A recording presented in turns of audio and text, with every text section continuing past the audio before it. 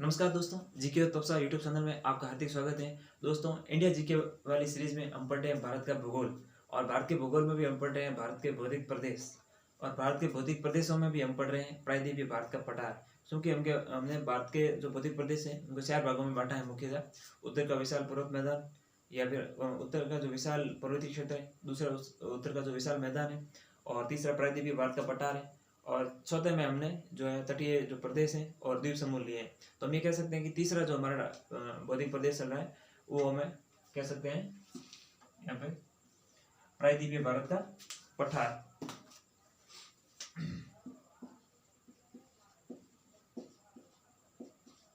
प्रायद्वीपीय भारत का पठार या फिर प्रायद्वीपीय पठार भी इसे बोला जाता है। अब बात आती है सबसे पहले प्रायद्वीप क्या होता है और पठार क्या होता है। प्रायद्वीप यानी कि एक ऐसा भूभाग जो तीनों ओर से समुद्र से घिरा हुआ है या जल से घिरा हुआ होता है, पानी से घिरा हुआ होता है। जैसे ये हमारा प्रायद्वीपीय भारत है, हमें सुबह हम देखते हैं यहाँ पे बंगाल की खाड़ी, अरब सागर, ये हिंद महासागर से तीनों ओर से घिरा हुआ है, तो इसको हम कह सकते हैं एक तरह से प्रायद्वीपीय जो है ये हमारा प्रायद्वीप हो जाएगा। अब आता है पठार क्या होता है। तो ऐसी भौगोलिक स्थलाकृति जो पहाड़ी से कम हो या फिर और मैदान से ऊपर उठी हो, तो उसको हम जो है पठार कह सकते हैं। लेकिन इसके भी भौगोलिक रूप से भी कुछ मानक है। जैसे पहाड़ी है तो 1000 मीटर, अगर कोई भी भौगोलिक स्थलाकृति है जो 1000 मीटर से कम ऊपर उठी हुई है और मैदान से ऊपर है, यानी कि उसकी ऊंचाई मैदान से ज्यादा है और 1000 मीटर से कम है, यानी कि पहाड़ी से कम है, तो उसे हम क्या कह सकते हैं, पठार कह सकते हैं। तो ये जो प्रायद्वीपीय भारत का पठार है हमारे, ये यहाँ पे है भारत में, यहाँ वाले भाग में। और ऊपर हम जैसे भारत का पूरा मैप बनाएंगे तो ये कुछ ऐसा हो जाएगा हमारे। अब बात आती है कि प्रायद्वीपीय भारत का जो पठार है वो यहाँ कैसे आया। ये पहले तो यहाँ था नहीं, और ये जो है 13 लाख करोड़ या 16 लाख करोड़ वर्ष पूर्व का है। तो ये 16 करोड़ वर्ष पूर्व का है, तो 16 करोड़ वर्ष पूर्व में यहाँ प्रायद्वीपीय भारत का पठार था। लेकिन यहाँ अब जो ये वर्तमान में हम मैप देखते हैं तो मैं प्रायद्वीपीय भारत का पठार यहाँ पे, लेकिन ये यहाँ कहाँ से आया तो ये भी देखते हैं। तो जब हमने शुरुआत में पढ़ा था कि पेंजिया है, पेंजिया 2 भागों में टूट जाता है, और जो हमारा गोंडवाना लैंड में एक तो, और एक हमारे ऊपर 2 भागों में टूट जाता है। तो फिर जो ये मान लीजिए जैसे ये पहले पेंजिया था, ये टूट गया, तो ये टूट के 2 भागों में बट गया। पहले यहाँ भी पानी था पूरे में, इनकी जमीन का एक ही भाग था, वो पेंजिया था, ये टूट गया 2 भागों में बट गया, तो ये ऊपर वाला हो गया अंगारा लैंड, अंगारा भूमि, और निचले वाला हो गया गोंडवाना भूमि या गोंडवाना लैंड। बीच में आ गया 35 सागर ये यहाँ पे, और ये जल तो इनके चारों तरफ था ही। तो जब ये गोंडवाना लैंड और अंगारा लैंड की टक्कर हुई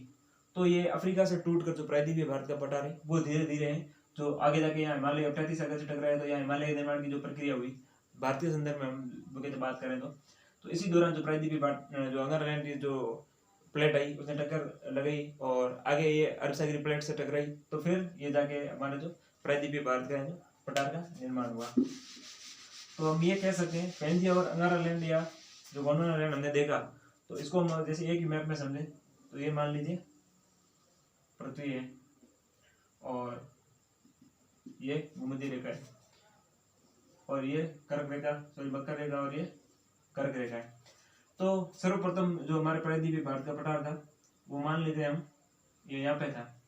और यहाँ जैसे ये आगे गति करते करते हुए ये मतलब अंगारा लैंड, गोंडवाना लैंड है, यहाँ लिख दे, और ये अंगारा लैंड है। तो ये टक्कर, ये इन दोनों के बीच में टक्कर होने लगी। तो ये प्रक्रिया कोई 1-2 दिन 1-2 साल की नहीं है, बड़ी लंबी प्रक्रिया है। तो धीरे धीरे ये गति करते हुए आगे बढ़ा आगे बढ़ा, तो यहाँ एक समय आया जब ये यहाँ पे पहुंच गया विषुवत रेखा पर, और फिर आगे जाते हुए ये ऐसे और गति करते हुए अंत यहाँ जो ये भारत यही है,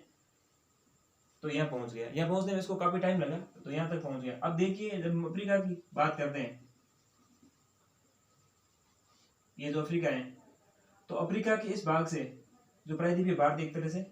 वो यहीं से टूट कर अलग हुआ। हम देखते हैं कि यहाँ जो है मेडागास्कर है, और फिर थोड़ा आगे बढ़ा ये तो यहाँ मालदीव वगैरह ये बीच में टूटते गए या भाग सेशेल्स, मालदीव वगैरह ये से टूट टूट के अलग होते गए, क्योंकि देखो झटका लगता है, कोई चीज टूटती है तो दोनों तरफ थोड़ी बहुत बिखरती है, या फिर उसके कुछ भाग हैं वो धीरे धीरे जो उससे अलग होता है। तो ये जो टक्कर लगी, झटका लगा, तो ये यहाँ से रवाना हो गई, ये मतलब यानी जो गोंडवाना लैंड या इंडियन प्लेट है जो ये ऊपर धीरे धीरे गति करती गई, आगे जाके ये जब भारत के पास में आई, यहाँ जैसे मान लीजिए हम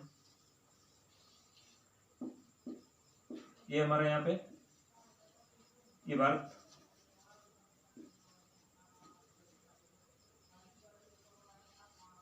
ये है, तो ये यहाँ से अलग हो गए, ये आगे गति करती गई, तो इसके साथ साथ ये मेडागास्कर छूट गया, और यहाँ सेशेल्स है, मालदीव है, ये जो छोटे छोटे इसके बाद वो अलग होते गए। तो इसी प्रकार ये धीरे धीरे इसका निर्माण हुआ। और ये चूंकि लावा निर्मित है, यानी कि जो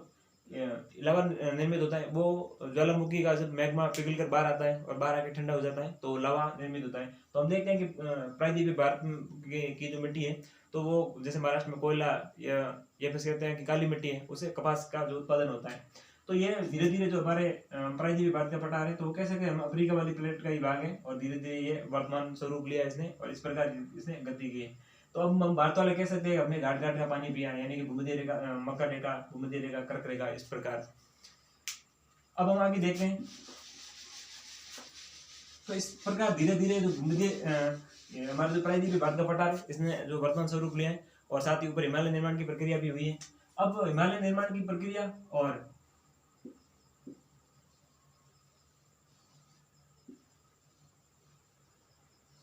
अगर हम बात करें तो यहाँ हिमालय का निर्माण हो रहा था,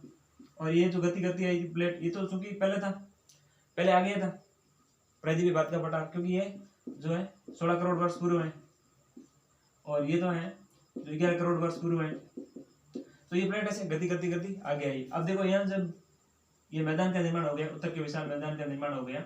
और यहाँ हमने पढ़ा था कि ये सिंधु का मैदान, गंगा का मैदान और ब्रह्मपुत्र का मैदान, और यह हिमालय का निर्माण हो गया था, और ये यहाँ पे जो है प्रायद्वीपीय भारत का पठार है। तो अब देखिए यहाँ पे जो एक गड्ढा बन गया था, ये जब टक्कर हुई थी तो यहाँ तो गड्ढा बन गया था, हिमालय ऊपर उठ गया था, तो ये जो गड्ढा था ये नदियों द्वारा गाद ला के भर दिया गया। और आप देखते हैं कि यहाँ से एक नदी निकलती है मध्य प्रदेश से, ये जो यहाँ आगे गिर जाती है, नर्मदा नदी, और नर्मदा नदी प्रायद्वीपीय भारत को 2 भागों में बांट देती है। तो ये तो हो जाता है दक्कन का पठार, नीचे वाला भाग, और ऊपर वाला जो है इसको कहते हैं मध्यवर्ती उच्च भूमि, ये हम लिख सकते हैं मध्यवर्ती उच्च भूमि। तो ये अब इनका जो प्रायद्वीपीय भारत का पठार है तो ये लावा निर्मित है, और लावा की चट्टानें बहुत मजबूत होती हैं। यहाँ जैसे ये यहाँ पे अरब सागरीय प्लेट थी,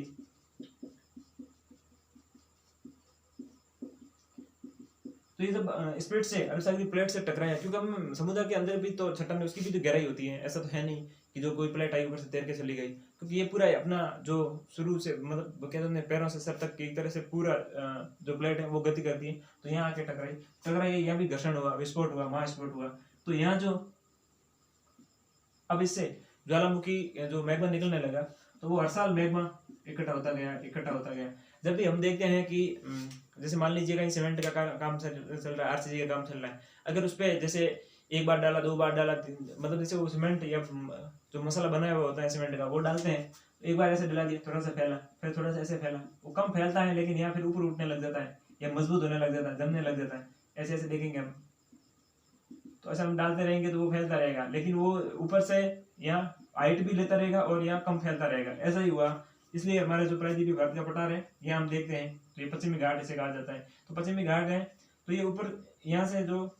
अन्नामलाई की पहाड़ियाँ हैं, या फिर हम ये देखते हैं दक्षिणी जो हम ये कह सकते हैं कि पश्चिमी घाट का जो दक्षिणी भाग है वो ऊपर उठा हुआ है। अब देखिए ये जब टक्कर स्पीड से हुई है तो कोई भी हम देखते हैं गाड़ी या फिर जो भी है, अगर एक्सीडेंट होता है या टक्कर होती है तो वो बहुत स्पीड में जा रही है, एकदम से टकराएगी तो फिर ऊपर हो जाएगी। ऐसे मान लीजिए जैसे वो यहाँ से कोई गाड़ी आके, ये गाड़ी है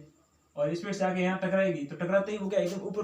ऊपर उठी, मतलब पीछे से ऊपर उठ जाएगी क्योंकि ये पूरा अपना, और यहाँ से टूटेगी भी। तो यही हुआ, प्रायद्वीपीय भारत का भाग है यहाँ से भी टूटा, हिमालय से जब टकराया, या हम कह सकते हैं कि जो उत्तरी अंगारा लैंड से टकराया, तो ये गोंडवाना प्लेट थी जो अंगारा लैंड से टकराई तो यहाँ से टूटी। हालांकि गोंडवाना लैंड ये भारतीय प्लेट थी, यानी कि गोंडवाना लैंड का एक भाग था भारतीय प्लेट, तो ये यहाँ से टकराई तो ये खड्डा बन गया, इसको नदियों द्वारा भर दिया, या हिमालय वाली नदियाँ आ गई, कुछ ये जो नदियाँ थी इधर आ गई और कुछ इस नदियों इस प्रकार भर दिया और ये मैदान का निर्माण कर दिया। तो ये जो प्रक्रिया थी काफी लंबा समय लगा। तो हिमालय के बाद फिर ये नवीन है, ये बहुत पुराना है भारत का, अगर प्रायद्वीपीय भारत का पठार देखा जाए तो। और इसका अगर क्षेत्रफल के बात करें हम, तो भी ये लगभग आपके 16 लाख वर्ग किमी का है, यानी कि राजस्थान का क्षेत्रफल है 3,42,239 वर्ग किलोमीटर। तो राजस्थान से लगभग 5 गुना बड़ा कौन, प्रायद्वीपीय भारत का पठार जो ये है। तो अब हम देखते हैं कि 16 करोड़ वर्ष पूर्व हुआ था, और यहाँ पे अब जैसे हिमालय से तो काफी पुराना है, तो यहाँ जैसे ये टक्कर करने के बाद ये जो मैग्मा निकलने लगा और लावा बन के यहाँ जमने लगा, तो धीरे धीरे इन्होंने हाइट ले ली, और ये टकराया आकर जो ऊपर से उठा हुआ था, तो ये अपने आप दक्षिणी भारत की हम कह सकते हैं पश्चिमी घाट के हैं, जो दक्षिण वाला भाग है वो ऊपर उठा हुआ है, इसकी हाइट ज्यादा है। अनामलाई जैसी जो पर्वतमाला है, चोटियां हैं, वो सर्वोच्च है। अब इसमें जैसे ये बहुत लावा निर्मित था, बहुत चट्टाने वगैरह बहुत मजबूत थी, इसलिए यहाँ भूकंप नहीं आते हैं। लेकिन महाराष्ट्र के लातूर, महाराष्ट्र का लातूर एक ऐसा क्षेत्र है, वहां पे क्या है कि जब ये टक्कर हुई और लावा निकलता था, तो वहाँ कुछ ऐसा एरिया हो गया जो वहाँ पे मतलब यानी प्रॉपर लावा पहुंचा नहीं है किसी भी कारण से, क्योंकि लावा तो मतलब कंटिन्यू निकलता ही रहता था, और धीरे धीरे इस प्रक्रिया के दौरान यहाँ वहाँ कुछ भी जैसे मान लीजिए कारक हो गया, जिस वजह से वहाँ एक गड्ढा टाइप हो गया, ये भाग है जो लातूर वाला ये कमजोर रह गया। तो आपने देखा होगा कि पहले लातूर में जो है भूकंप आया था। बाकी आप प्रायद्वीपीय भारत यानी कि दक्षिण भारत में आप कहीं भी देखते हो भूकंप की घटनाएं बहुत कम होती है, बहुत यानी कि सुनने को मिलता है कि भूकंप बहुत कम आया। तो इसका ये मुख्य कारण ये भी है कि इतनी चट्टानें इसकी मजबूत है, जिसकी वजह से यहाँ पर भूकंप नहीं आता है। साथ ही हम कुछ जैसे और चीजें देखते हैं इसमें,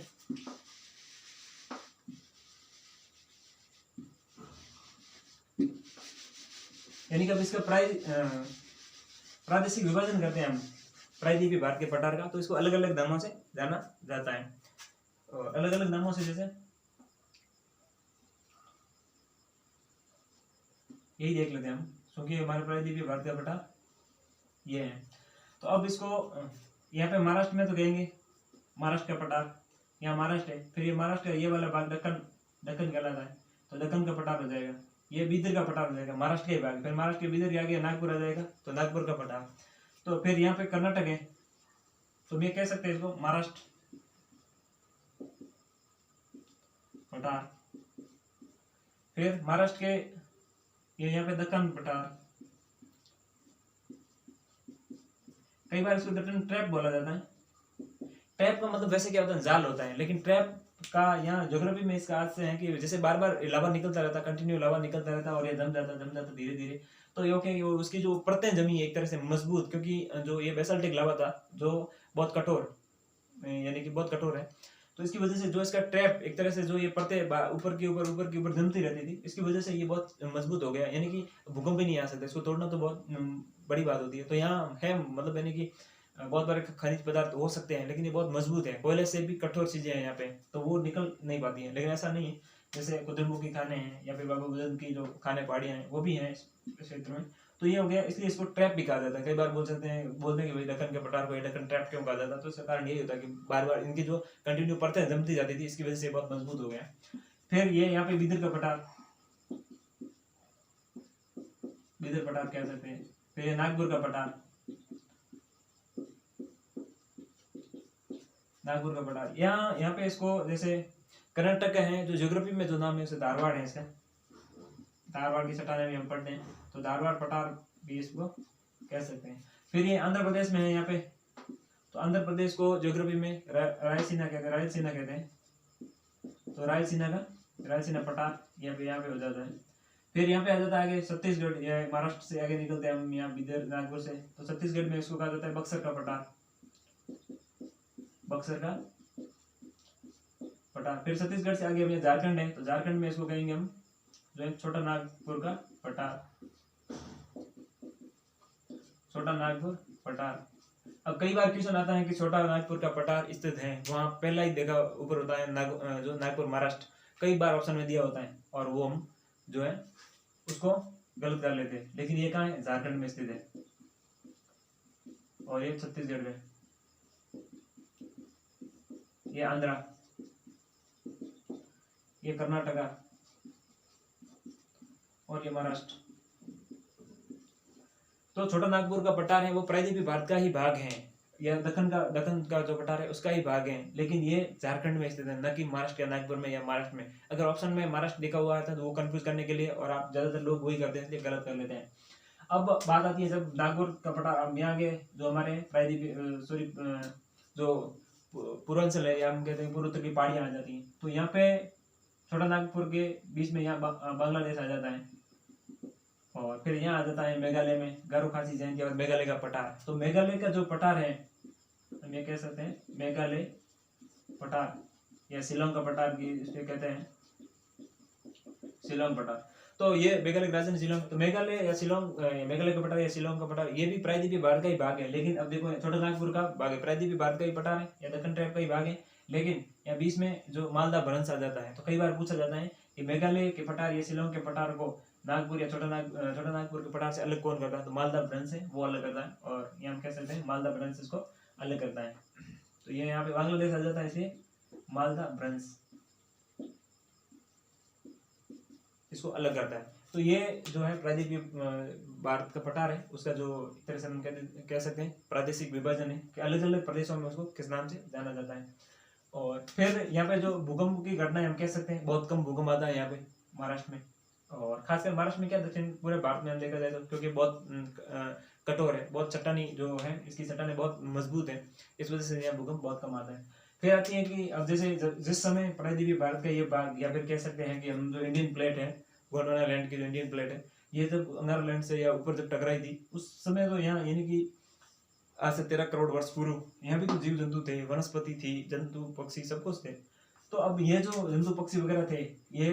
यानी कि लावा के दौरान दब गए नीचे, तो यहाँ जो पक्षी वगैरह हम कह सकते हैं वनस्पति वगैरह थी, जीवाश्म था, तो उसका क्या बन गया एक तरीके से, वो तो जो है कोयले के रूप में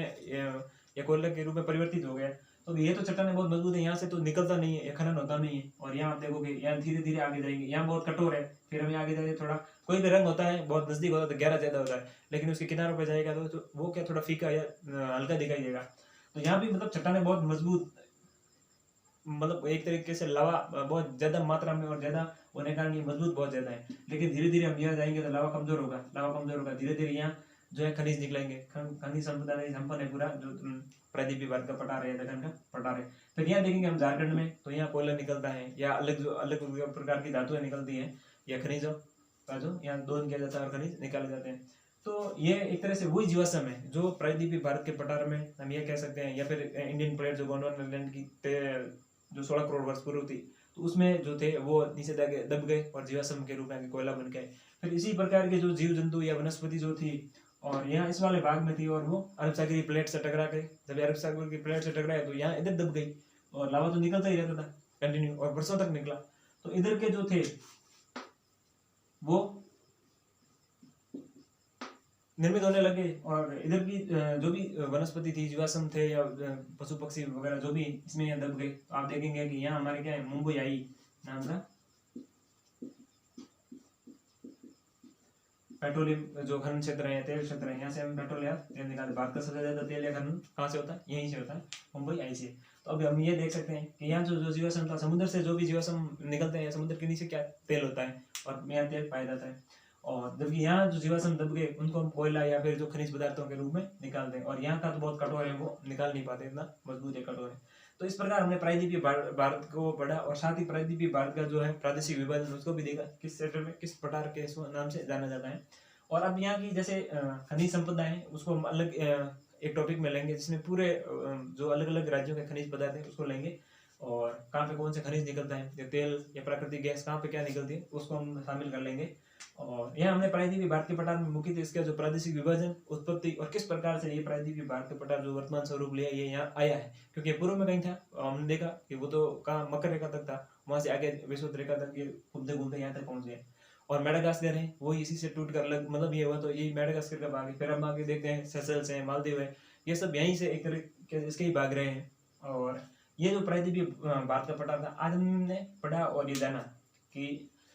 इसमें क्वेश्चन जो बनते हैं खासकर तो एक छोटा नागपुर का पूछा जाता है कि ये एक्चुअल में निम्न में से छोटा नागपुर का पठार वो कहाँ स्थित है, तो लोग अक्सर नागपुर के नाम से महाराष्ट्र कर देते हैं, और पहला ऑप्शन ही दिया होता है महाराष्ट्र का, वो हम गलत कर लेते हैं, वो देखना है। और छोटा नागपुर को मेघालय या शिलोंग के पठार को अलग करता है मालदा भ्रंश होता है, क्योंकि ये भी अंदर घुसा हुआ एक तरह से प्रायद्वीप ही है। कौन सा ये हमारा बांग्लादेश, ये भी प्रायद्वीप की तरह अंदर घुसा हुआ है, क्योंकि जो भी अंदर घुसा हुआ भाग होता है और तीनों तरफ से पानी से घिरा हुआ होता है, जो भूमि होती है उसे हम वैसे प्रायद्वीप कहते हैं। तो ये एक तरह से इंडियन पेनिनसुला है। तो इसका हमने जो ये प्रायद्वीप भारत का पठार, इसको हमने जाना समझा, और जो मुख्यतः इसमें जो चीज़ें होती हैं वो देखी। अब इसमें जो खनिज संपदा या फिर जो भी है वो अलग अलग राज्यों के हिसाब से हम किसी अलग वीडियो में देखेंगे। तो उम्मीद करते हैं आज ज़रूर आपने कुछ इस वीडियो से सीखा ही होगा। अगर आपको ये वीडियो पसंद आया तो इसको लाइक करिए, शेयर कीजिए, कमेंट कीजिए और चैनल को सब्सक्राइब कीजिए। धन्यवाद।